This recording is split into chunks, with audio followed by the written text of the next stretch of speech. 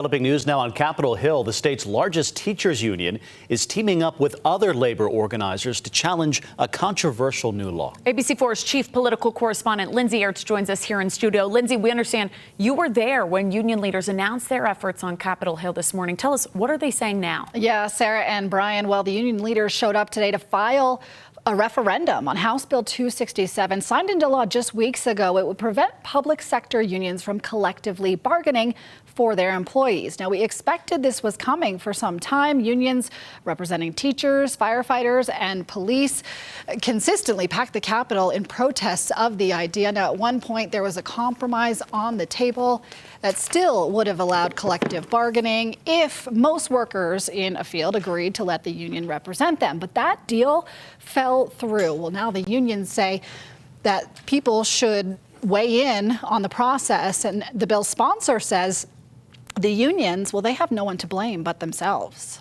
What it really came down to were labor unions either that reneged on the deal, that said that they were going to do one thing and did something different, or labor unions that said that they were neutral on the deal and then went behind and told their people to continue to oppose it, try to push things out, try to make it so the compromise wouldn't go through.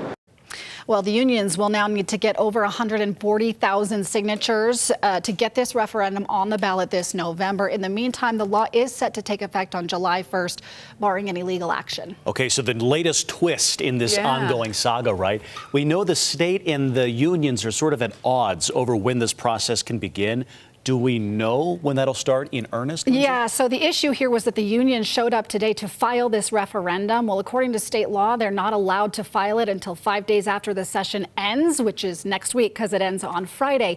And so the union showed up. The lieutenant governor's office denied that petition, denied allowing them to file. The union's coming back and saying, we believe the LG's office misrepresented the state law. So the referendum hasn't technically been filed with the state lieutenant governor's office, but we expect that they will do that as soon as they're able to. No doubt. We know you'll keep close eyes on that, Lindsay. Thank you very much. In other news tonight, the Salt Lake City transit activists are crying foul over a last-minute change to a bill that would overhaul how the city plans its streets.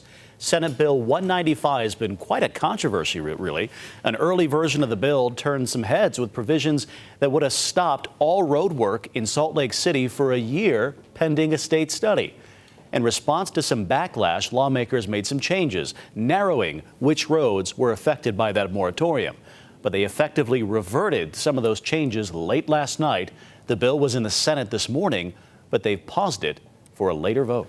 Lawmakers also passed a bill that will make it easier for the state to cover public employees' IVF treatments.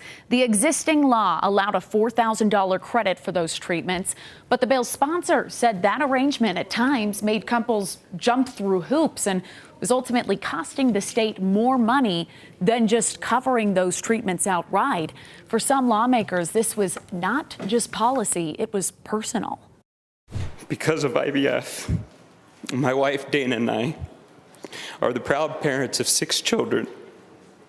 Josiah and Arlo, who are 15, Miles, who is 12, Henry and Abigail, who are 10, and Pierce, who is 7, 3 of which who came from IVF.